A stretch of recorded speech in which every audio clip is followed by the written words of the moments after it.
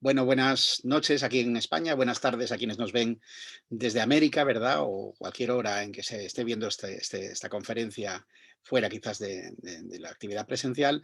La verdad es que es un gusto inaugurar este congreso y recordar además lo cálido, lo cordial, lo agradabilísimo que fue estar en su primera edición allí en Algeciras en diciembre de 2018, ¿no? La verdad es que fue un punto de encuentro, un congreso muy especial que está organizado por, para, con, desde la actividad directa de los docentes, de los que trabajamos en aula, y eso me parece algo muy singular, muy significativo y muy relevante.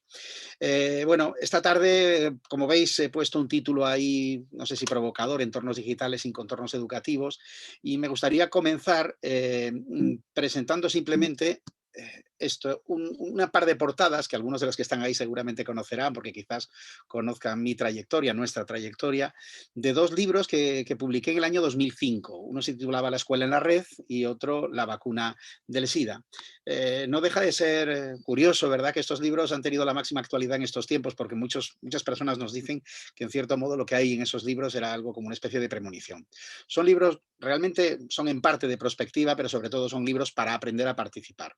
El de la izquierda, la escuela en la red, era para participar sobre una controversia, un problema que se podría dar si un grupo de padres, una amplia comunidad de padres, deseara, por ejemplo, ensayar, plantear la posibilidad de una educación a distancia sin ir a la escuela. Es decir, que desapareciera la obligación de la escolarización y se educara a los niños por Internet.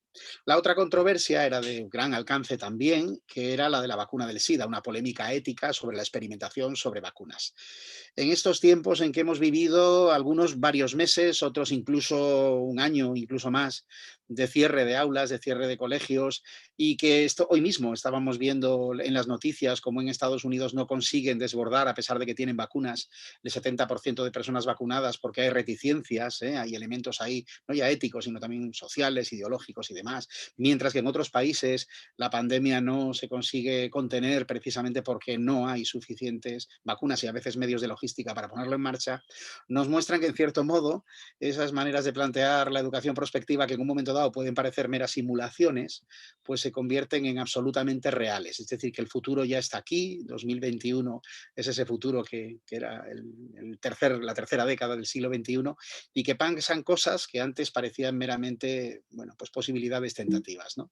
Me gustaría, a ver si esto va, sí, señalar simplemente que esto, precisamente la pandemia, tiene algo de hito y de punto de inflexión, sobre todo para nosotros, para la educación, en el sentido de que, desde luego, las cosas no son lo mismo. Alguna vez he dicho que, igual que se plantea en Europa, se suele decir que el siglo XX acabó en 1989 con la caída del muro de Berlín. Yo no sé si en educación verdaderamente el siglo XXI está comenzando ahora, al comienzo de esta tercera década del siglo, donde quizás esta obligación de poner todo patas arriba, como decía Galeano, ¿verdad?, en el ámbito escolar nos va a hacer no solo pensar, sino quizás también hacer cosas distintas y nuevas. Ha sido por obligación, ha sido un verdadero tsunami que ha llegado repentinamente, sobre el que desde luego pensamos mucho, tenemos que pensar mucho, pero también es una cierta oportunidad.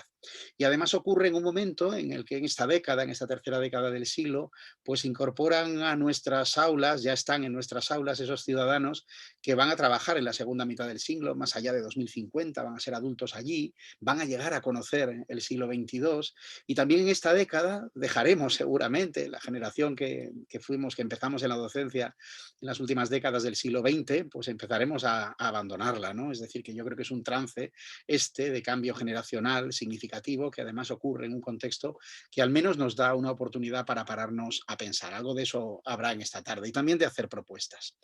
No quisiera, y además intentaré evitar eso varias veces en la conferencia, ese segundo apartado que pongo ahí, de herencias vigesímicas e inercias digitales. Se me ocurre ese adjetivo que creo que aún no existe, ¿no? Necesitamos ya un adjetivo para nombrar el periodo del siglo XX, ¿vale?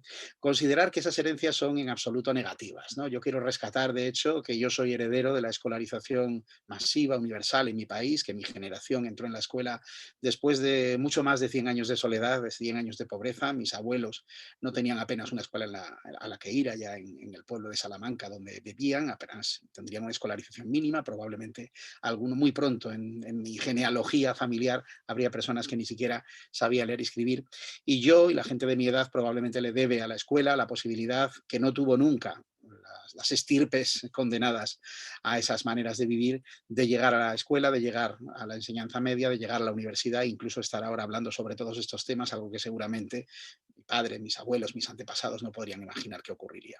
En ese sentido, pues el siglo XX le debemos cosas muy positivas en la escuela y, por tanto, todo lo que aquí vaya a señalar también críticamente tiene esa otra contraparte. Por tanto, también a veces no solo miremos hacia el futuro sin tener en cuenta lo que viene y entendiendo de lo que venimos y teniendo la idea de que todo cambio es necesario y única posibilidad, sino que desde luego hay cosas atrás. Pero sí también hay que señalar que a veces hay algunas inercias que se han instalado también en este tiempo digital, de educación digital, que ya están naciendo. Pues yo recuerdo en los momentos más duros del confinamiento, ahora hace un año y 2 meses aproximadamente, cómo las maneras de entender la educación a distancia muchas veces pues trasladaron a las pantallas lo que yo llamo a veces las teletarimas, ¿no? Las teleclases, ¿no? Los teleclaustros, ¿eh? Prácticamente los mismos formatos, incluso sus versiones más aburridas y tediosas, hasta los teleexámenes también, entraron a través de la mano de algunos dispositivos digitales que, bueno, que en algún momento también cuestionaremos. Yo creo en este sentido que frente a todo eso estamos ante una oportunidad para la sensatez educativa, para proponer nuevas cosas, para mirar al pasado y mirar al futuro. Y yo me voy a atrever, este tipo de conferencias sirven para eso también, a plantear algunas propuestas, ¿no? Para someter a vuestra consideración, para, bueno, dar que pensar, proponer cosas que hacer y que además están muchas de ellas inspiradas en experiencias que hemos desarrollado y que aquí presentaré. Son 10, así a modo de decálogo, no sé, siempre nos salen 10, la tradición judío-cristiana es muy fácil que cuando planteas cosas, si te quedan en 8 o 9 te parezca que falta algo y a partir de 10 ya no sientes la necesidad de seguir, no es que haya una razón única, pero bueno, más o menos estos 10 expresiones que van a, bueno, marcar un poco el desarrollo de esta conferencia. Empiezo por casi lo que le da título, los contornos educativos, que es una expresión casi como geométrica, topológica, muy próxima a las matemáticas y que, como veis, la planteo ahí en interrogante, ¿no? Entornos digitales sin contornos educativos. Voy a ir al diccionario para recordar lo que significa entorno. Es una palabra que utilizamos muy comúnmente, pero conviene saber que, bueno, que viene, tiene una acepción que tiene que ver con la informática, ¿verdad? Que nos dice que es el conjunto de características que definen el lugar y la forma de aplicación de ejecución de una aplicación. Y también es el conjunto de puntos próximos a otro. Quiero señalar eso último porque los entornos entonces no delimitan recintos, serían puntos de relación. Desde el punto de vista casi matemático, los entornos estarían configurados por puntos, bueno, que en principio podrían estar aislados o más bien próximos y por tanto relacionados. O sea que quizás las relaciones entre esos puntos individuales configurarían el entorno, nada más. El entorno, por tanto, nunca es recinto. Sin embargo,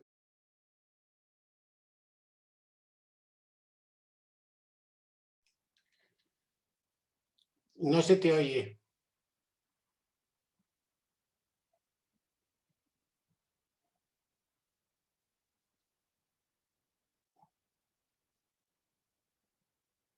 ahí está. Perdón, Ahí. parece que debí darle al audio sin querer. Creo que, no sé si la definición de entorno se escuchó quizás. Sí.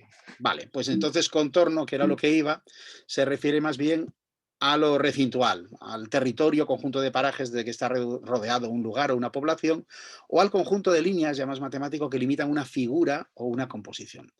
Me importa esto y me diréis, ¿y qué está contando este señor en este momento de cuestiones medianamente geométricas? Porque cuando hablamos de lo educativo y sobre todo cuando pasamos a lo digital, en este tránsito hacia los entornos digitales, a veces hemos olvidado que la escuela es un contorno bien definido. Voy a mostrar ahí unas imágenes de lugares de mi ciudad, podrían ser también de cualquier otra, que con su forma, aunque no los conozcáis, obviamente la mayoría no lo haréis, vais a ver rápidamente que podemos entender que son lugares donde se hacen determinadas cosas y no se pueden hacer otras. La primera figura, la que veis ahí arriba a la izquierda, es el ayuntamiento de la ciudad, un lugar donde se deciden cosas, se reúnen los concejales, etcétera. La segunda es un trozo de Brasil que tenemos aquí en Avilés, que es el centro Niemeyer, es un centro cultural, ahí al fondo se ve un auditorio, esta torre mirador, muy linda, una perspectiva muy grande, no se ve en la foto ahí también una sala grande de exposiciones. A la derecha, un lugar muy conocido por los españoles y también por algunos de fuera, que es el Corte Inglés. Ahí se venden cosas. A la izquierda se hace cultura y se venden cosas. Desgraciadamente, la segunda figura, también conocida, es un tanatorio, el tanatorio de nuestra ciudad. A continuación, una iglesia. Luego el teatro, acaba de cumplir también 100 años el Teatro Palacio Valdés. Más a la derecha, no sé si veis lo que señalo, pues el Palacio de Ferrera, que era un palacio del siglo XVII y ahora es un hotel muy renombrado aquí en la ciudad, pues eso, se cambió un poco su funcionalidad, pero su contorno delimita un tipo de edificio que no sirve como escuela, ni como iglesia, ni como tanatorio, tiene otras funciones. Ahí abajo en medio está una empresa, una fábrica, es la Asturiana de Zinc, donde trabajó mi padre y trabaja uno de mis hermanos. Y abajo a la izquierda y a la derecha vemos dos edificios que, bueno, a poco que se piense en ellos, pues se ve claramente que tienen otra función distinta. Su contorno define también otro uso. De la derecha del todo es el instituto en el que yo trabajo, el instituto número 5 de Avilés, y el de la izquierda es el Colegio Público Sabugo, el colegio en el que yo estudié. Me voy a parar aquí en esta imagen precisamente porque me parece evidente que es claro, aparte de que hay niños para la foto del centenario, se cumplió en 2018 su centenario, pues que es un recinto escolar, antiguo además. Digo antiguo y casi puedo añadir algo más, sexista, porque se configuró con un muro que separaba el patio, ahí a la mitad, tiene dos puertas, encima en vez de colegio público ponía niños, cuando yo iba, y a la derecha no ponía Sabugo, sino niñas. Nunca nos podíamos encontrar, teníamos el patio separado, había dos escaleras, lo que cada uno de esos torreones dentro está la escalera, y fuera hay dos patios. Pero con el tiempo, obviamente, se hicieron obras interiores, se amplió por detrás con una arquitectura que es muy distinta de la actual, y sigue siendo un contorno nítidamente educativo, aunque es un contorno que tampoco mantiene exactamente los valores por los que fue creado. Pero sigue siendo una escuela, lo que quiere decir que tampoco es un aula, es mucho más que un aula, incluso es bastante más que una suma de aulas. No es de las escuelas más grandes que hay en mi país, pero ya es una escuela donde es graduada, tiene distintos niveles y es reconocible. Quiero señalar estas cosas que parecen todo obviedades porque es esta siguiente diapositiva, que también es bastante educativa, bastante más aburrida, diría yo también, ¿verdad? Veis que son capturas de pantallas digitales, ¿vale? Donde directamente cuando uno las mira, al margen de que se vean en pequeño, quizás no reflejan tan claramente su funcionalidad como las imágenes anteriores. Arriba, bueno, en el medio casi podríamos ser nosotros porque es una captura de Teams, perdón, de Zoom precisamente. Arriba a la izquierda y a la derecha están los espacios de Teams en los que yo trabajo. A la izquierda está en la universidad, el espacio Teams de la universidad, y el de la derecha, el del instituto. En el medio tenemos las aulas virtuales de la universidad, del campus virtual, y el del instituto a través de Moodle. Y abajo tenemos otras herramientas, en este caso es administración de educación, temas de evaluación y demás. A la derecha la gestión de las asignaturas en la universidad, las actas, las calificaciones, etcétera. Y este TOCAP, que es una herramienta para la comunicación de las faltas a las familias y la gestión con la jefatura de estudios. Como veis, dispositivos que ya nos colocan en una situación de entorno digital donde el contorno educativo no es tan claro. Incluso hay una competencia por hacerse con el espacio educativo, al menos el espacio en la nube, entre estas distintas, podríamos llamar algunas herramientas colaborativas y otras que verdaderamente son entornos. Yo creo que simplemente la imagen muestra que esto es un poquito más complicado y que trasladar aquí la escuela sin pensar a qué edificio la llevamos, llamando así de manera un poco extraña edificios a esos espacios, pues puede tener consecuencias. Por ejemplo, voy a hablar de este edificio que no lo es, de este entorno que no es contorno. Es Teams, mejor dicho, vamos a llamar a las cosas por su nombre, es Microsoft Teams. Es una herramienta colaborativa que se está utilizando mucho, por ejemplo, en mi país y particularmente en mi comunidad autónoma. La administración ha apostado radicalmente por esto, nos ha metido casi obligadamente en estos espacios y son espacios que nada tienen que ver con lo educativo. Su nacimiento tiene que ver con los entornos empresariales, son lugares colaborativos, son herramientas colaborativas, así se definen. Si buscáis Teams, Microsoft Teams en Wikipedia es lo que aparece, son herramientas colaborativas basadas en algo parecido a lo que estamos haciendo ahora, la posibilidad de hacer una conferencia o un encuentro, con aledaños, es verdad, también hay elementos al lado que permiten subir, compartir archivos, guardarlos, etcétera, pero que no es propiamente un entorno digital con contorno educativo. Algo muy distinto a este otro espacio es el aula virtual, el espacio virtual, no el aula, hay dentro muchas aulas, el espacio virtual del centro, del instituto en el que yo trabajo. No se pensó deliberadamente porque esta página tiene la misma forma desde hace ya años, pero como veis a la izquierda se ve su pared física, su arquitectura, su contorno. El dibujo que está en el medio suele pasar, es una captura de imagen, pero suele, bueno, teniendo noticias y demás, pero es un dibujito que hace muchos años hizo del centro uno de nuestros alumnos y la organización que tiene nos está hablando de aulas virtuales, de un espacio para las familias, de una sala de profesores. Dentro, no vamos a entrar ahí, tenemos un centro escolar. No es un centro empresarial, esto está hecho sobre una plataforma, por cierto, de código libre, que está pensada precisamente desde, para, por y con el entorno educativo. Con esto no estoy señalando que Moodle tenga que ser el único entorno. Muchas universidades que trabajan solo en virtual. De hecho, nosotros en los primeros cursos que hacíamos, lo hacíamos en otros entornos distintos, pero es verdad que eran entornos que tenían una voluntad clara de contorno educativo. Quiero volver a Teams porque además este tipo de entornos sin contorno educativo a veces tienen efectos secundarios no siempre previstos. El que voy a contar ahora parecerá anecdótico, pero a mí me parece que tiene un punto significativo. Ese que se ve ahí soy yo en la imagen y también en el nombre. Y esa es mi identidad en Teams. Los que trabajéis en Teams supongo que os pasará lo mismo que a mí, lo que nos pasa a todos, salvo que en el logo ese del medio le pongáis vuestra imagen, vuestra fotografía y entonces desaparecerán esas dos letras. Todos somos identificados por defecto, y aquí la expresión tiene su gracia, con dos letras. Y uno se pregunta, ¿y yo por qué soy MG si me llamo Mariano Martín Gordillo? Debo decir que soy español y como tal español, y muchísimos de los que me están oyendo ahora de muchísimos países, quizás los argentinos no, tenemos dos apellidos, Martín, Gordillo en mi caso, el apellido de mi padre Martín, el de mi madre Gordillo. Sin embargo, ha cogido la M de mi nombre y la G de mi segundo apellido. ¿Y por qué hace esto? Pues porque es lo que se debe hacer para identificar bien a los seres humanos que realmente lo son. Con un nombre y un apellido basta para identificar a los individuos de la cultura anglosajona, es decir, para británicos y norteamericanos, que pueden tener dos, tres nombres incluso. Por ejemplo, yo podría ser norteamericano y llamarme Mariano Martín, entendiendo Martín también como un nombre propio y no como un apellido, entonces sería puramente anglosajón, y Gordillo podría ser el apellido. Y así siempre estaría bien identificado. Primera letra, un nombre propio, el primero que pongas. Última letra siempre va a ser el apellido, el único apellido. Sin embargo, en mi cultura, en muchos de los países que hablan mi lengua, tenemos dos apellidos, tenemos esa costumbre que en absoluto es fea, al revés, reivindica la herencia del padre y de la madre, de lo cual yo me siento muy orgulloso, y en este sentido nos la amputa, nos la transforma. Lo peor no es que lo haga, sino que no nos lo preguntemos, que no lo objetemos, que no nos planteemos nada, que recibamos incluso el nombre, Microsoft Teams, Teams significa equipos, y nos planteemos siquiera si esto realmente es un equipo de trabajo, si realmente deberíamos hacer algún tipo de adaptación o incluso traducirlo directamente. Quiero señalar esto porque en alguno de los, bueno, de los temas, de los textos que han salido, muchísimos muy interesantes, yo voy a recomendar aquí solo dos y además muy accesibles, cuando se está hablando de estos temas, de la educación a distancia, de la llamada también educación online o demás, no suele aparecer entornos digitales sin contornos educativos, por lo menos la gente más sensata no lo hace así.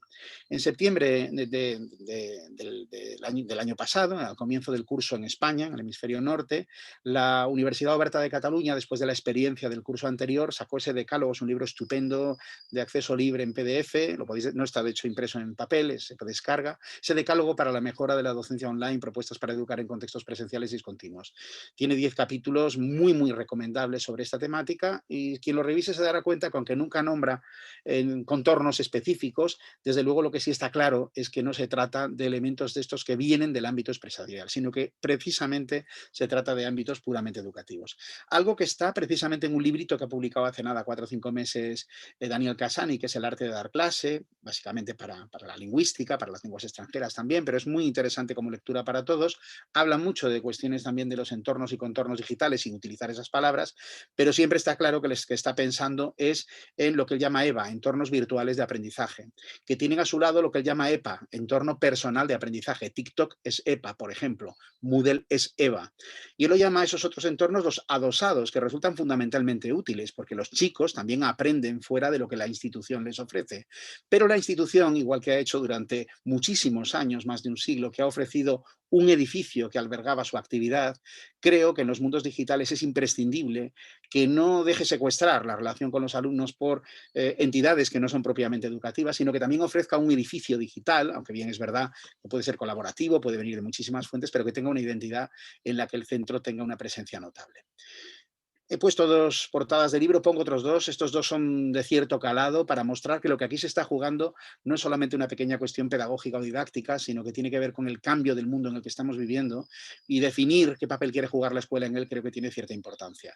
Es recomendable, casi no pronuncio los nombres propios, ahí están escritos, que son un poco difíciles. El libro de capitalismo de plataformas nos está hablando bueno, de un contexto mucho más complejo y donde se juegan intereses muy imbricados en el tiempo que vivimos. o el que estamos viendo también a la derecha, Aprender con Big Data, que nos habla además no solo de la enseñanza, sino sobre todo de los datos sobre cómo se aprende. Y en esto hay un recorrido muy amplio y bueno, nos da de qué pensar bastante. Lo digo porque quien quiera ir un poco más allá de estas cuestiones en relación con los entornos digitales y sus implicaciones. Eh, Cambiamos, pasamos a la segunda propuesta, van a ser así pequeñas píldoras y quizás ya sí vamos a volver a los espacios y los tiempos presenciales, ¿no? Que yo reclamaría como cordiales. Y sin embargo me voy a aprovechar la experiencia de estos meses. Insisto que yo siempre hablo desde España y por tanto los referentes que voy a poner van a tener que ver con mi contexto y a lo mejor a veces sí es transferible, sé que lo vais a hacer vosotros, a veces la situación ha sido diferente.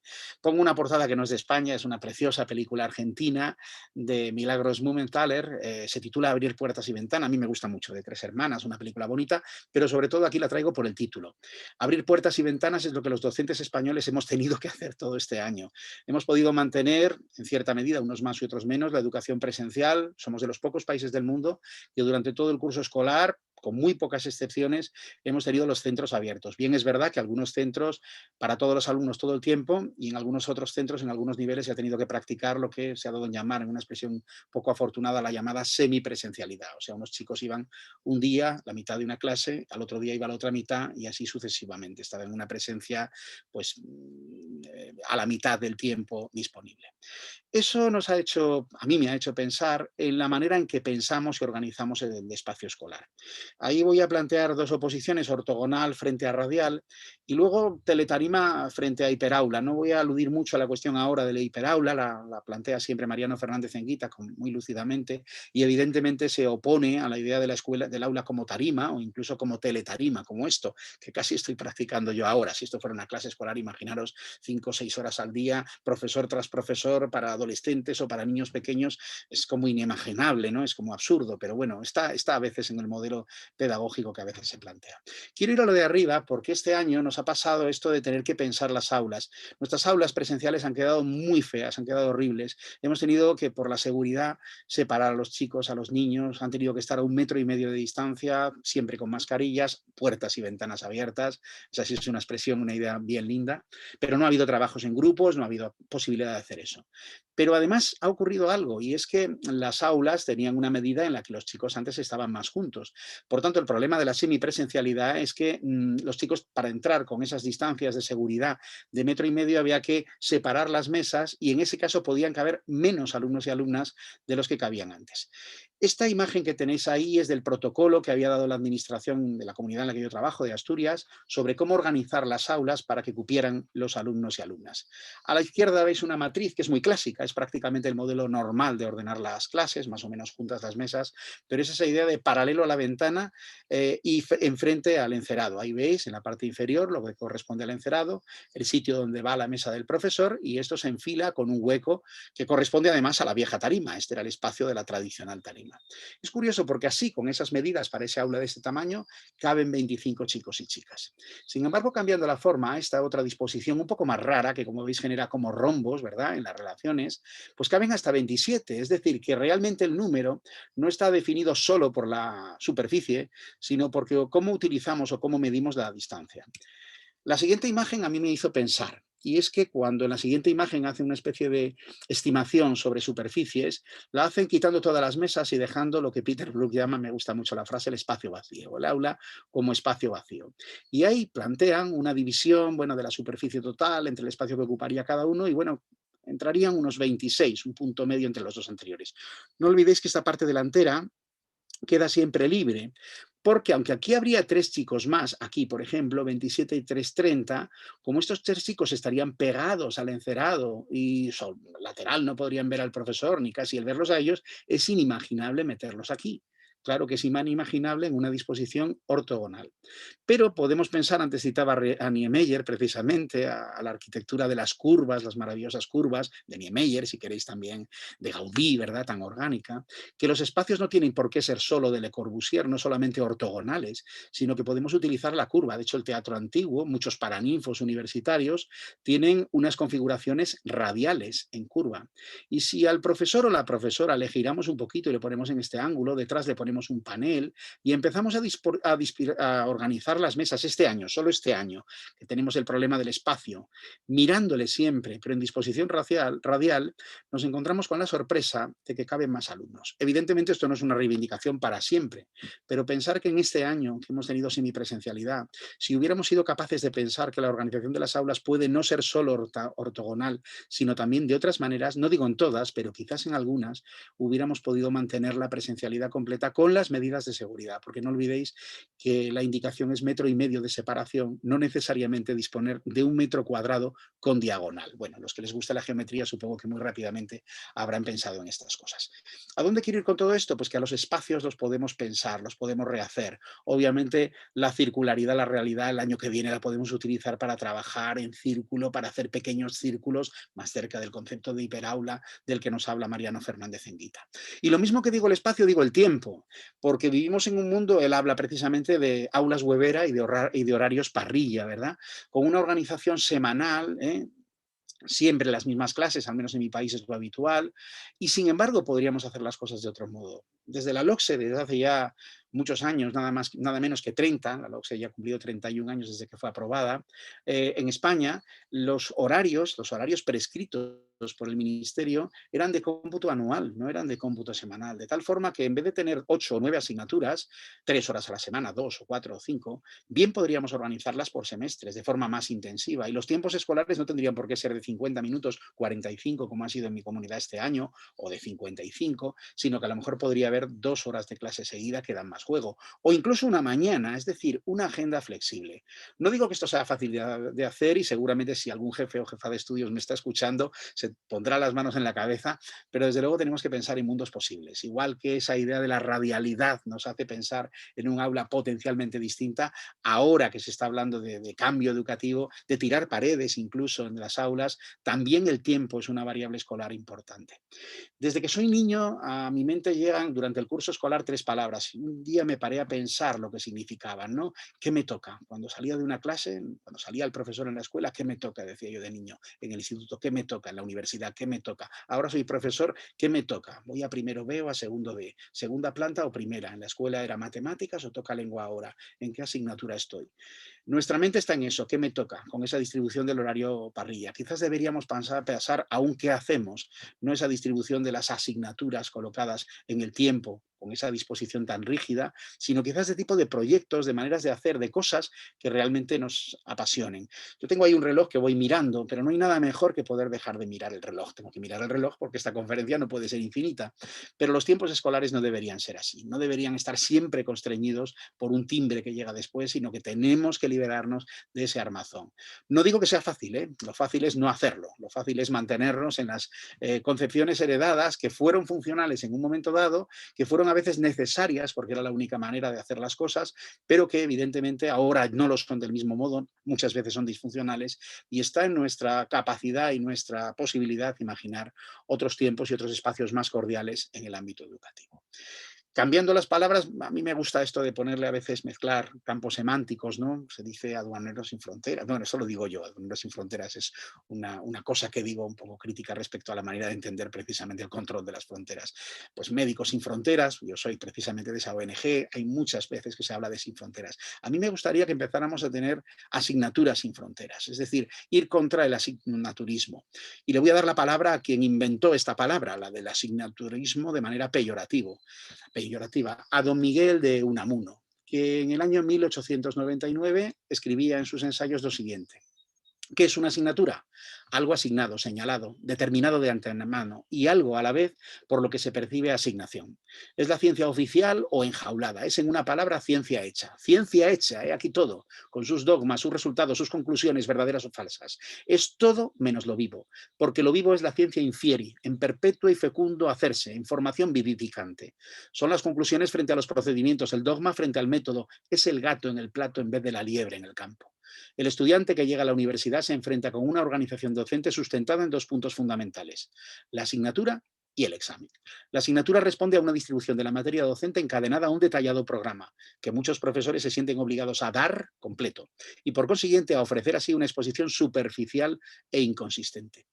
Pero al mismo tiempo, el concepto de asignatura, muchas veces en contradicción con una organización moderna e interdisciplinaria de los conocimientos, ha convertido a la universidad en un conglomerado de conocimientos estancos e inútiles, donde una serie de profesores asignaturescos cumplen la misión de explicar lo inexplicable, de impartir muchas veces vulgaridades anquilosadas que para colmo van a exigir en el chantaje ritual del examen. Repito, en el chantaje ritual del examen. Don Miguel de Unamuno, 1899, es decir, hace 122 años. Esto se dijo, se escribió en España, en Salamanca, en el pasado. No estamos hablando, por tanto, de cosas que no heredemos también de una cierta tradición, a veces no tan recordada, pero que tiene un elemento crítico respecto a esa solidificación de los campos curriculares que está presente en nuestra reflexión, en nuestra lengua, además. A mí me gusta hablar de la disciplina de las disciplinas, porque es verdad que las asignaturas, las disciplinas, es como si nos impusieran su propia disciplina, su propio orden.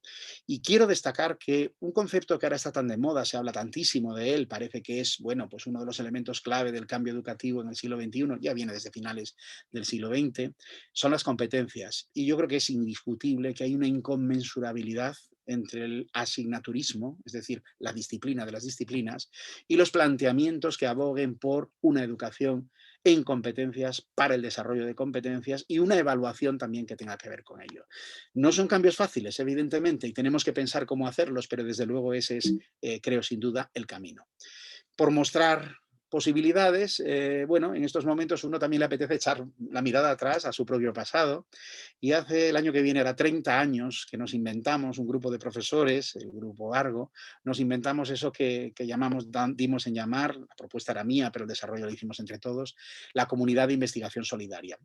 Como veis, el dibujito lo hizo un alumno nuestro allá por la primera mitad de los años 90 y reflejaba una vista cenital de su clase, donde hay, pues como veis, hay 7 mesas redondas, que curiosa, las dibuja redondas, realmente no lo eran, pero las imaginó redondas, donde estarían equipos de trabajo, ¿no? 2 equipos de investigación conceptual que sobre un mismo tema, cualquiera el tema que estuviéramos tratando todos juntos, le harían una investigación, una mirada conceptual en los textos, en la literatura de lo que se trate, la información que haya, hoy diríamos en Internet. Otros 2 equipos trabajarían la mirada empírica, las pequeñas investigaciones de campo, saliendo fuera del aula, indagando quizás en la comunidad, puede que en el laboratorio. Pero también habría investigaciones creativas, produciendo elementos más bien artísticos, ¿no? Un programa de radio, un cómic, una escenificación. Y todo eso lo coordinaba a la vez, no el profesor, ya veis que no hay figura de mesa en este dibujo que hizo el alumno de lo que era nuestra clase, de lo que ha sido durante muchos años nuestras comunidades de investigación solidaria, sino que lo coordinaba un equipo de alumnos que era el equipo que tenía el poder, que llevaba la clase, que es el equipo de coordinación. Cambiando de tema, cambiamos de roles. Hay una matriz 4x4 que entiende una secuenciación no lineal, sino al menos bidimensional, ¿vale? No tengo aquí tiempo para desarrollar esto, el material está publicado, en mi blog de educación hay algún artículo sobre este tema, pero como el miércoles hablaré en el taller sobre el proyecto Contenedores, en ese gran proyecto, digo grande porque tiene 430 materiales, hay muchos materiales que desarrollan distintas actividades. Uno de ellos, ese que tiene el título de Contenedores del Cambio, está pensado justamente desde la estrategia de trabajo de la comunidad de investigación solidaria, de modo que si a alguien le apetece ver un poco más en esa dirección, además de bueno, lo que está escrito en otros lugares, ahí hay una experiencia práctica de cómo aprovechar los materiales de contenedores en la lógica de la comunidad de investigación solidaria. Programaciones mínimas, sigo lanzando ideas, simplemente ideas. A ver, en España, cada país tiene esto unas regulaciones diferentes. Nosotros los profesores de secundaria y de primaria en España tenemos una cierta autonomía curricular. Incluso, bueno, se reclama que sea creciente. Todas las reformas educativas se plantean que debemos tener más, que los centros deben tener más autonomía. Así, cada año los centros hacen su programación general anual y cada departamento tiene que hacer también su programación didáctica, su programación docente de cada una de las materias o asignaturas. Otros países también lo hacen. He dicho antes lo de los países porque a veces los grados de prescripción, de obligación que tiene cada centro, incluso cada centro, según si es de red pública o privada, son diferentes. Y a veces hay profesores que no les queda más remedio que seguir la consigna que le han dado. Pero nosotros, muchos profesores, podemos hacer la programación dentro de unos marcos legales, también a veces muy rígidos, pero que debemos escribirla. Yo he publicado alguna vez esa expresión, programaciones mínimas, porque reivindico escribir menos y hacer más, por lo menos en estas partes burocráticas. Unos alumnos míos del máster me decían que al llegar del máster y de las prácticas en los centros, al llegar a los centros se dieron cuenta de que lo que se les enseñaba en la facultad sobre didáctica y la programación, luego en los centros no tenía tanta importancia, porque eran documentos a veces burocráticos que se escribían, que quedaban allí, que tenían varios escritores a veces, pero muy pocos lectores. Básicamente el lector a veces era el inspector cuando llegaba muy de cuando en cuando o si había una reclamación. En ese sentido es curioso que el documento de regulación de lo que vamos a hacer se ha quedado muchas veces en un documento programático de poca relevancia. Yo reclamo programaciones mínimas porque me parece que frente a las retóricas y las prescripciones y los mandatos y las órdenes, debemos escribir en ellas pocas cosas, pero que sean propuestas y sobre todo decisiones. Lo que tenemos que hacer en ellas es decidir cosas. Y eso hay un modo de hacerlo, que no es escribir largos párrafos. Frente a copiar y obedecer, que es lo que a veces no queda más remedio según el sistema educativo en el que uno esté, cabe desde las programaciones mínimas innovar y comprometerse. ¿Cómo hacerlo? Os muestro ahí, pues eso, lo comparto, debe ser la primera vez que se pone en público, algunas páginas de nuestras programaciones, que como veis, quizás no se lea, pero no es texto corrido. Son unas tablas donde cada año, al comienzo de curso, marcamos, los miembros del departamento, cómo vamos a organizar nuestras aulas, la ubicación del alumnado, cómo va a ser el aula virtual, los entornos virtuales. Está diseñada por mí y está diseñada no solo para mi práctica, sino para cualquier práctica en el entorno educativo español de secundaria. Pero lo que es importante aquí es el diálogo entre los profesores, la discusión sobre lo que nos parece conveniente y la decisión que adoptamos de forma razonada sobre esos temas. No escribir ni copiar argumentos que están escritos en otro lugar y que ponemos ahí, en parte a veces para quedar bien, sino decidir cosas que vamos a hacer y que incluso van a ser públicas. Los padres, los alumnos lo van a conocer a través del contorno virtual del espacio educativo de nuestro Moodle y es nuestro pequeño compromiso de año. También sobre la evaluación hay elementos, hay espacios para observaciones y comentarios si procede, pero sobre todo son decisiones de marcar. Y también los informes, las memorias, los informes de cómo nos va. Frente a la costumbre de esas gráficas de porcentaje de aprobados, que en mi país es lo común, decir cuántos han pasado de 5, el rubicón del aprobado, nosotros que tenemos que usar esa escala de 5, de 0 a 10, no nos queda otra, ahí lo que hacemos es marcar la frecuencia de uso de los distintos rangos. No lo explico con detalle, pero lo que está en azul oscuro quiere decir que en ese rango de dos notas, 9, 10, 8, 7, 6, 5, hemos utilizado tenemos más del 29% de nuestro alumnado ahí, en ese rango. Cuando ese azul clarito es que está entre el 10 y el 29, y si está en el azul clarito es que está en menos de 10. Como veis, así ya se ve gráficamente que en mi departamento, pues bueno, no es precisamente el fracaso escolar lo que se propicia y que además tenemos bastante éxito en la parte más alta. Si no fuera así, tendríamos que tomar decisiones y cambiar cosas. Incluso también lo hacemos personalmente, de cada profesor, cuál es la frecuencia de uso con todo su alumnado de esas calificaciones.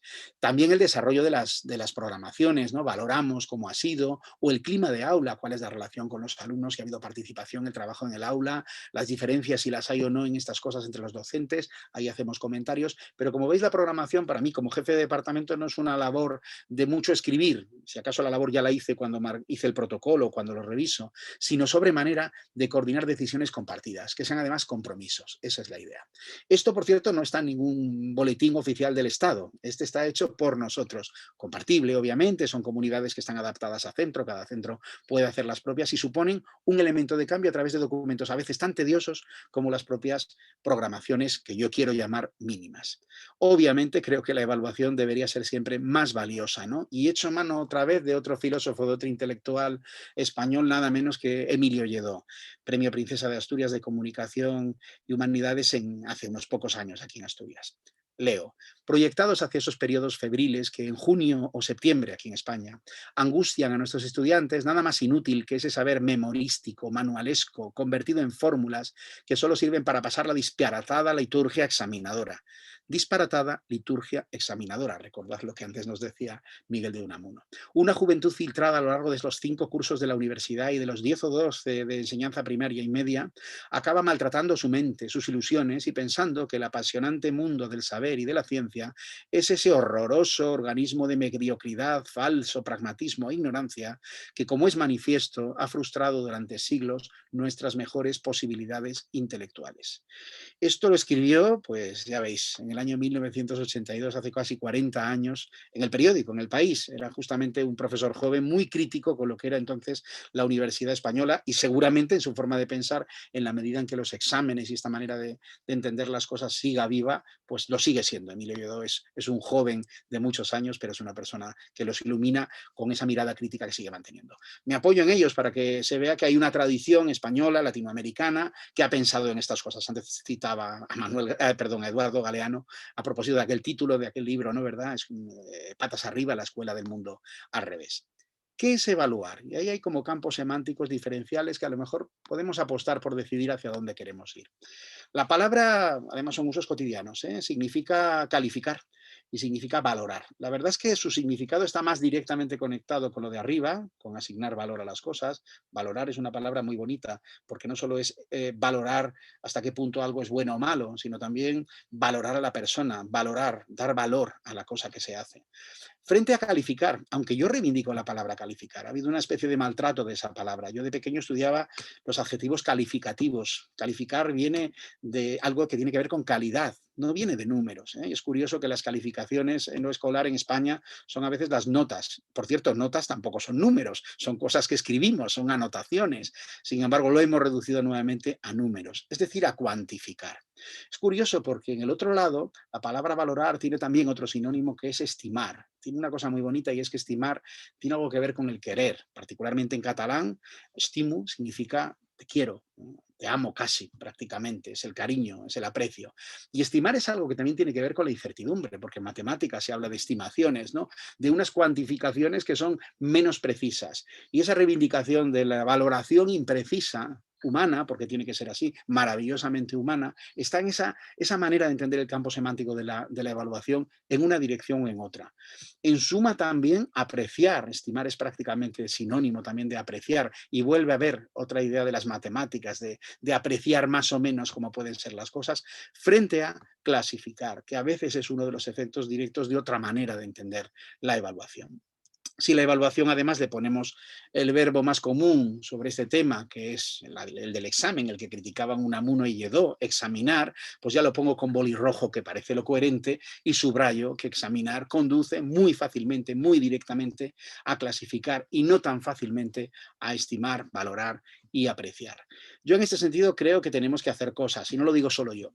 Hay toda una cultura que se está desarrollando ahora en el ámbito académico. Cito a otro premio Princesa de Asturias, en este caso a Michael Sandel, en un libro muy reciente, lo publicó en septiembre de 2020, La tiranía del mérito, que está justamente contra la meritocracia. Además, hace un análisis muy fino de lo que ha pasado en su país, de los 40 años de un cierto neoliberalismo, bueno, defendido desde la idea de la meritocracia también por el Partido Demócrata, que condujo al populismo que llevó a Trump al gobierno, ¿no? Ese análisis que, por tanto, trasciende ya nuestro ámbito, va hacia un tema político de amplio alcance y que tiene que ver con esta idea de entender la meritocracia como algo fundamental, la clasificación de las personas en función de los números, los efectos de los exámenes, la potenciación de las ceremonias examinadoras. Un libro más español, más cercano a nuestro ámbito, publicado exactamente en el mismo mes y con un enfoque muy parecido, es el de César Rendueles, lo recomiendo vivamente, Contra la igualdad de oportunidades. Es un panfleto igualitarista, no os confunda el título, está en contra del concepto de igualdad de oportunidades, pero está muy a favor de la igualdad. Y luego Marina Garcés, una pensadora catalana, que en este reciente libro, Escuela de Aprendices, también nos abre perspectivas justamente en esta otra mirada bien distinta y bien distante de esa escuela examinadora de las que, bueno, ya nos decían los sabios Unamuno, Lledó, que debamos distanciarnos. Por eso yo ahora voy a reivindicar una palabra que ha tenido cierto éxito. Por ejemplo, abolición la solemos aplicar a la pena de muerte y a la esclavitud. Son los dos lugares en los que se aplicó y evidentemente nadie está en contra de aquella abolición. Pero en el movimiento feminista ha empezado a utilizarse la palabra abolición en el ámbito de la abolición de la prostitución. Y el haber utilizado una palabra así tan cruda, tan directa, tan clara, creo que ha marcado el contenido del mensaje y me parece interesante. También hay un pensador americano que hace ya casi 40 años publicó un librito pequeño, un panfleto también muy curioso, que era la de la abolición del trabajo. No os creáis que desgracia eso se va tan fácilmente, pero bueno, el que utilizara el término, era Bob Black, el de ese librito, el que utilizara ese término nos muestra cómo la palabra puede tener alguna fuerza para por lo menos pensar en que a lo mejor deberíamos recorrer algunos caminos, ¿no? Los exámenes fueron inventados en el tiempo de los jesuitas en el siglo XVII aproximadamente. Los jesuitas ya en sus colegios no son tan partidarios de los exámenes y a lo mejor tenemos que empezar a abolir, a erradicar, siquiera parcialmente de nuestros ámbitos educativos, esa manera de evaluar que desde luego es discutible y que tiene alternativas, ¿no? Por eso algunos hemos declarado ya nuestras asignaturas como espacios libres de exámenes, aulas libres de exámenes, departamentos libres de exámenes e incluso podríamos llegar a escuelas libres de exámenes. Bien es verdad que hacer esto no solo es una declaración, es un compromiso de trabajo, porque quitar los exámenes significa que otro mundo es posible y que hay que construir ese otro mundo. Y hay que construirlo con mucho rigor, no se trata simplemente de dejar lo viejo de lado y no saber realmente a dónde vamos, porque entonces tenemos facilidad para volver pronto a lo viejo y encima convencidos de que lo viejo es absolutamente necesario, ¿no? Creo que se pueden dar pasos en ese sentido, que se deben dar pasos en ese sentido, aunque cada uno deberá medir el alcance de esos pasos, con quién y hasta dónde puede darlos. Sigo con esas expresiones, innovación, ahora voy a llamarla retrospectiva, sigo con la mirada atrás y ahora quiero reivindicar también en mi país una tradición injustamente olvidada, que es la de la institución libre de enseñanza, la del Instituto Escuela, que hace bien poco cumplió su centenario precisamente, casi de milagro se pudo conmemorar en el 2018, si no recuerdo mal. Y os leo un texto de Francisco Giner de los Ríos de 1880, 141 años.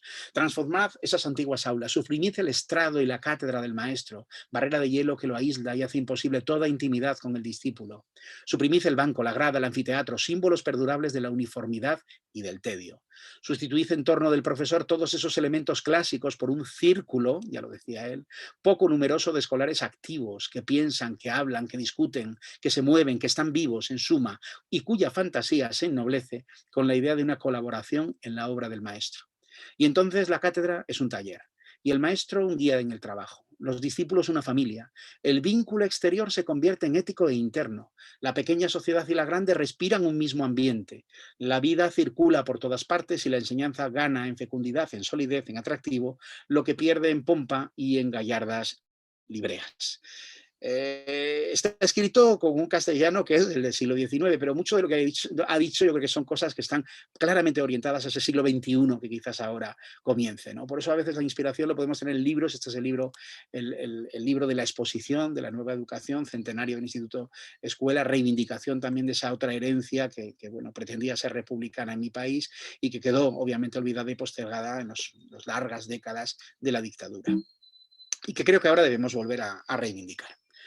Hablaba de retrospectiva, pero prospectiva me parece fundamental, aunque sin certezas. Esto es un tema fundamental, la incertidumbre. Estamos en un tiempo donde el futuro no está escrito, nunca lo estuvo, pero ahora está más claro que la incertidumbre es el entorno en el que realmente nos vamos a tener que mover siempre.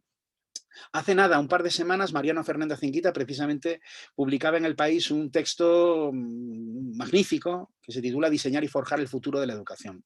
Es una reflexión corta que de alguna forma presenta el porqué, el sentido, el horizonte de un trabajo que acaba de presentarse hace apenas mes y medio por el gobierno español, que es un trabajo de prospectiva, de fundamentos y propuestas de una estrategia nacional a largo plazo, ¿no? En la escala de 30 años adelante. La escala de la vida de nuestros alumnos. Cuando nuestros alumnos, los que entran ahora en las escuelas, los niños que están entrando a las escuelas, vayan a ser adultos, ¿no? Bueno, pues en mi país se plantea una especie con expertos de distintos ámbitos, una especie de estudio de horizontes de hacia dónde podríamos ir. Es de distintos ámbitos, no de educación solamente, es un informe que está en abierto, se puede descargar el archivo libremente y es, a mi juicio, muy interesante. Su segundo capítulo se dedica precisamente a la educación, ¿no? De hecho, el título que le dan a ese segundo desafío, así lo llaman, es conquistar la vanguardia educativa para nuestro país, ¿no? Y hay varios frentes para ese propósito. Uno de ellos es rediseñar el currículum. No voy a leer ahora los elementos que ahí aparecen, pero me gusta el último que ellos señalan. Todo eso está luego detallado en el documento, ¿no? Aplicar una visión prospectiva en todo diseño curricular. Esto me parece muy importante porque los diseños curriculares en prácticamente todas las asignaturas han estado casi siempre orientadas hacia el pasado y un poquito hacia el presente. Y el presente casi siempre de los últimos conocimientos, de los últimos avances, hasta dónde hemos llegado. Pero esa idea de hablar del futuro, de vernoslas con los escenarios tentativos, prospectivos, no solo de adivinar, obviamente nunca de adivinar, pero sí de ver horizontes posibles, de imaginarlos, que también abre espacio a la imaginación como espacio educativo, como elemento educativo, es algo que me parece que es fundamental en educación. Por tanto, los diseños curriculares no solo deben estar pensados en el presente, hay una cita de Kant que nos habla de eso precisamente, ya, esa tiene aún más años, sino que deben estar orientados también hacia un futuro posible o al menos deseable, ¿no? Son los retos del futuro. En este sentido, yo casi reclamo, reivindico que nuestros casos simulados, antes os presentaba el primero y el último de esa serie, la vacuna del SIDA y la escuela en la red, pero están publicados 10, nuestros casos simulados, que son controversias sobre temas de ciencia y tecnología con interés social, siempre son elementos de debate, de diálogo abierto y abierto hacia el futuro. De hecho, esos casos simulados siguen siendo tan relevantes como que ahora precisamente ha ganado aún más actualidad el tema de la escuela en la red, la vacuna del SIDA, las antenas de telefonía, bueno, prácticamente los de urbanismo, los que ahí aparecen. Y bueno, aprovecho para dar un anuncio, además quería hacerlo aquí, en este congreso, ¿verdad? Digamos que estos han sido libros durante 15 años, se publicaron en el año 2005, pero desde hoy exactamente están disponibles en abierto para cualquiera que quiera, bueno, pues descargárselos, los PDFs de cada uno de esos materiales. Algunos ya los tendrán, a veces han circulado algunas pequeñas copias, pero bueno, ahí en esa dirección y bueno, luego van a estar en el Congreso accesibles. A partir de ahora hemos, bueno, pues digitalizado todo el material para que se pueda disponer de él libremente y es un material que aunque ya tiene cierto tiempo, sigo reivindicando esa idea de que la innovación no es la rabiosa actualidad, también a veces es un pasado que puede tener 140 años. En este caso tiene 15 años, bueno, no solo porque hay algunos otros casos simulados que no están aquí en esta serie, hay otro más sobre las lenguas del futuro, que siguen en marcha, que hay nuevos trabajos sobre casos simulados. Además, sé que en otros países, en Brasil, por ejemplo, se han hecho casos simulados con esta misma estrategia, pero sobre otros problemas locales. Y bueno, ahí pues ha habido un trabajo sumamente interesante ya desde hace tiempo.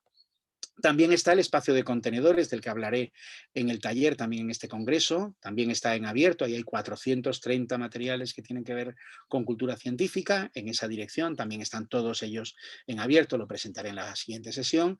Que los últimos de ellos, los que hemos estado trabajando con ellos este año, se han centrado en la investigación sobre el coronavirus y directamente la pandemia, pero no temas solo de prevención, que también, sino también temas que pueden entrar en aspectos como la sociedad digital, el teletrabajo, la organización de nuestras ciudades, la zoonosis, la relación con los animales, hasta la astronomía ha tenido que ver con alguno de estos casos que ahí se plantean, ¿no? Bueno, en la próxima sesión, en el taller, compartiremos algo de esto, pero en todo caso están en abierto para cualquiera. Ya voy concluyendo, llegamos al octavo, creo que hay que reivindicar claramente la apertura cultural. Vuelvo a lo de abrir puertas y ventanas, es una película, el cine es una fuente no de información, sino de pasión maravillosa. Me resulta imposible seleccionar películas, pero a veces en algunas acciones de profesores me piden que seleccione películas que sean útiles para la educación, ¿no? Y ahí, bueno, tenéis nada, unas pocas portadas. En el centro pongo Hoy empieza todo, la de Tavernier, pero las demás podría comentarlas una a una. Me parece a veces más útil ver una película de estas en un claustro y compartirla que a veces las tediosas sesiones de reunión para aprobar documentos que se hacen en las reuniones de claustro. A veces lo reivindico que se haga eso, ahí están. Pero bueno, reivindico el cine, no este cine también para profesores, es cine normal, se ve en las salas, ¿no?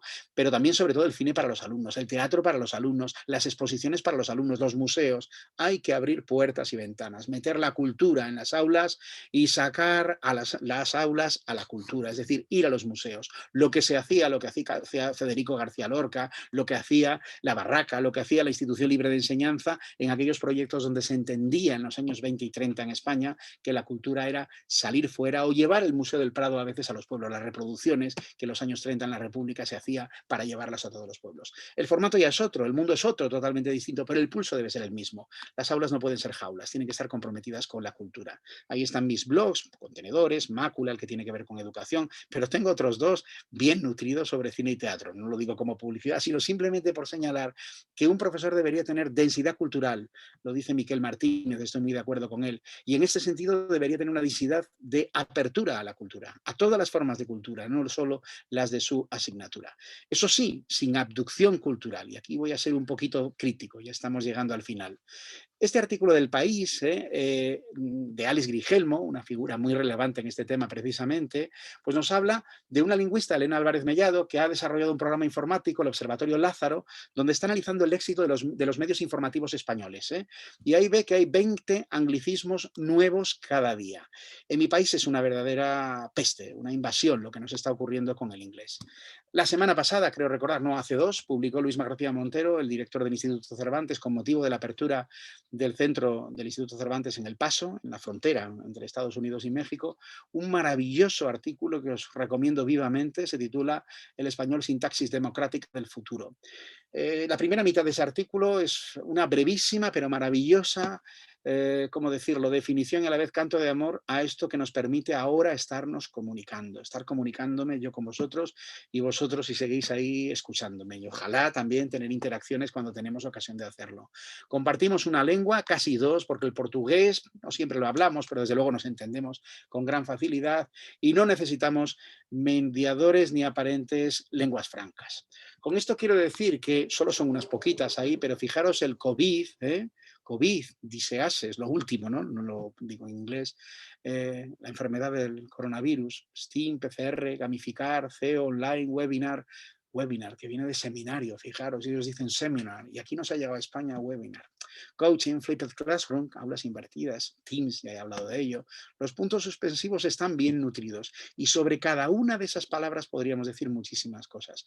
Yo creo que padecemos una verdadera anglofilia patológica, de la que tenemos que quitarnos porque las lenguas se modifican con una gran rapidez. Y si queremos que nuestros nietos todavía tengan la herencia de Unamuno, de Lledó y de nuestra cultura, pues quizás debamos medir hasta qué punto queremos no abrirnos a todas las culturas, a la de todas las lenguas, sino solamente a una, ¿no? Que evidentemente es menos abierta a las demás culturas. Es verdad que en Estados Unidos en algunas partes hay un especial cariño y apertura al español, en otras no, en absoluto, en Gran Bretaña no tanto, pero la idea esta de que el progreso educativo consiste simplemente en esa ilusión bilingüe que mi país está llevando hasta que se enseñen historia de España o matemáticas en inglés, pues es un verdadero problema educativo que, bueno, empieza a entrar en la agenda de discusión.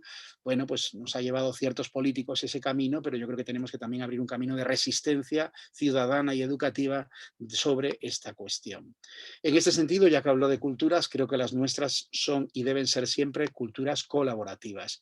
Hay un par de artículos que tengo ahí en el blog que he titulado Logística y Deontología, están publicados en la revista Escuela, y el otro Pasión y Compasión, y me parece que las cuatro definen esas cuatro palabras, las virtudes o las competencias que a mi juicio deberíamos tener los docentes. Tenemos que vernoslas con la logística. Somos organizadores de tiempo, de espacio, de recursos, de alumnos, de relaciones con el exterior. La logística es mucho más importante que el conocimiento de nuestra disciplina. El conocimiento es algo que además podemos actualizar, que tendremos que renovar muy frecuentemente, pero cierta actitud de manejo del tiempo y el espacio, de cierta velocidad, no tanto con los alumnos, que debe haber más sosiego, pero sí de preparación nosotros, de las cosas que se necesitan para que las aulas reales y virtuales funcionen. Y también mucha deontología, a veces algunos ni siquiera saben lo que significa la palabra, es la ética profesional. Nuestra profesión es de altísimo calado ético, deontológico. En la profesión médica se sabe que eso es así, en las profesiones de la salud, todas ellas, pero la nuestra parece que hemos olvidado muchas veces que las decisiones que tomamos, sobre todo en evaluación, tienen que ver mucho con las personas, con su futuro y con su vida, más allá de las calificaciones o descalificaciones de unas asignaturas, ¿no? Entonces, esa dimensión ética de nuestro trabajo debe estar más presente en nuestra formación. Sentir pasión por él, por la asignatura que enseñamos, si es que enseñamos asignatura, por el trabajo que hacemos, enseñarla, por la propia relación con los menores, con los jóvenes, con los adolescentes, de la universidad, del instituto, de la escuela, e incluso también compasión, una palabra que por su relación a veces religiosa, a veces está como poco utilizada, pero esa idea de que cuando sucede padecer con el otro, sufrir con el otro, sentir como propio también el dolor del otro y entender que tiene que haber un cierto elemento de vocación ética en el trabajo del docente, de cuidado, somos profesiones del cuidado y por eso ese sentido, bueno, más puro de la palabra compasión y de empatía también tienen cierto sentido en nuestro trabajo, ¿no? Y en ese sentido yo, claro, que no voy a poner ejemplo, el ejemplo es este, es decir, las redes de colaboración, la comunidad de educadores por la cultura científica, las comunidades que se han generado en formación ID con la Organización de Estados Iberoamericanos durante tantos años, ahora este maravilloso congreso Congreso de IB, de Iberoamericano, que en Algeciras era una verdadera cantidad de gente con los encuentros que allí se producían, no solo en la sala, sino también fuera de ellos, y que confío que en los próximos días aquí lo sea y que incluso este entorno virtual sirva de base para nuevas posibilidades de trabajo compartido y de encuentro, culturas colaborativas entre todos nosotros. Y siempre el centro en el centro. No es el aula, no es la asignatura, no es el classroom, no es el Google Classroom. La palabra es clara, aula, aula, no, no, centro. Yo lo digo muchas veces y en Gita lo dicen maravillosamente. Más escuela y menos aula. Ahí veis su aula webera, ese modelo tradicional viejuno que imaginamos siempre como que el trabajo del profesor es solitario y en el aula. Pues ni solitario ni solo en el aula. A veces más de un profesor en el aula estaría muchísimo mejor y entender que nuestro trabajo está en el centro. Los alumnos se educan no en un aula, eso es muy viejo, ese es el tiempo de las escuelas unitarias, esa de la imagen, de las escuelas de aquella memoria escolar quizás de la República, de las escuelas rurales, pero la frase es de un artículo mío que se publicó ahí en Educación Abierta, El alma del aula. La verdadera recuperación del alma de aula, de aquel aula, consiste en trascender sus paredes y entender que aquel aula en la que yo me eduqué fundamentalmente es un centro educativo. Hay que entender que el centro es la clave. Ahí veis el grupo, no son ya grupos de aula, son realmente una pequeña comunidad, la de ahora, la de los niños y niñas que se educan en el mismo colegio en que nos educábamos separados los niños y las niñas hace tantos años y que sigue siendo un hábitat, un contorno, tanto físico, ahí lo veis, como el que tenemos que ir creando virtual de verdadera educación. En ese sentido yo reivindico que los centros deben ser nodos, es decir, no solamente el centro en el centro, para cada uno de nosotros, para los alumnos y los profesores, sino también la relación entre los centros. Somos la última red pública de relación de la sociedad, en la escuela pública en mi país. El 70% de la escuela española es pública y en ese sentido somos una red muy potente que tenemos que utilizar como tal. Tenemos que hacer intercambios entre escuelas, a veces de una misma ciudad, combinar aulas de un grupo y de otro e ir a las familias del otro, entre distintos pueblos, quizás a través del mundo virtual, no solamente con el mundo anglosajón, los twinnings, todas estas cosas que tanto gustan, de enlazarnos a veces, qué triste, con un portugués para hacer un proyecto en inglés. Cabe mayor aberración que un alumno español y un alumno portugués se enlacen, sí, se comuniquen, se vean incluso y se pongan a hablar en inglés. Yo creo que eso es todo un síntoma de lo que nos está pasando. Tenemos que construir comunidad en nuestra cultura, en nuestra lengua, con las demás culturas y lenguas. Yo vivo en Europa, territorio maravillosamente multicultural y multilingüístico, que obviamente es mucho más que un territorio de un país que nos ha dejado, pues habla inglés. Otro no, Irlanda no nos ha dejado. Los centros no son terminales, no son la última red de un sistema de mandatos, de órdenes que desde arriba una administración ordena. Somos nodos, somos espacios para la colaboración. Y eso es la invitación que yo haría, que tenemos que pensar en cómo colaborar. En ese sentido, pues yo me hago estas preguntas y estas 10 propuestas sirven para algo, os han, no sé, os han parecido algunas atractivas.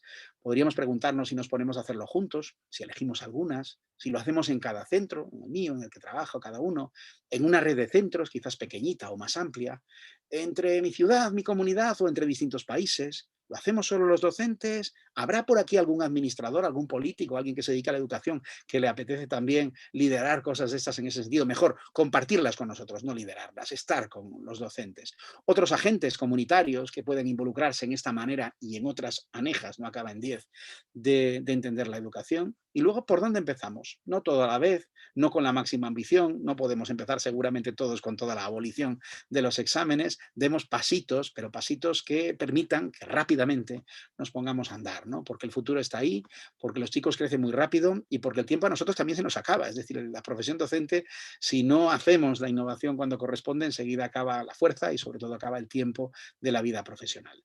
Voy a terminar también con dos citas que vienen, justamente están en la apertura de ese informe que antes citaba, el informe de España 2050, y son dos citas de dos españoles. Es un poco un exceso llamar español a Séneca, pero como nació en Córdoba, esto lo escribió en latín, decía una frase que es muy bonita: ningún viento será bueno para quien no sabe a qué puerto se encamina. Y don Miguel de Unamuno, otra vez, procuremos ser más padres de nuestro porvenir que hijos de nuestro pasado. Bueno, pues con estas dos citas termino aquí. Creo que ha sido un poco larga mi conferencia. Confío en que os haya resultado no demasiado tediosa. Y nada, deseo que el mayor de los éxitos al Congreso. Nos volveremos a ver y ojalá que el tercero tenga lugar aquí o al otro lado del Atlántico, donde sea, pero si puede ser también en contornos físicos, no solo en contornos virtuales. Pero este Congreso, desde luego, creo que tiene contornos virtuales, buenos contornos educativos, que es lo que quería realmente decir. Pues nada, un saludo y nos seguimos viendo.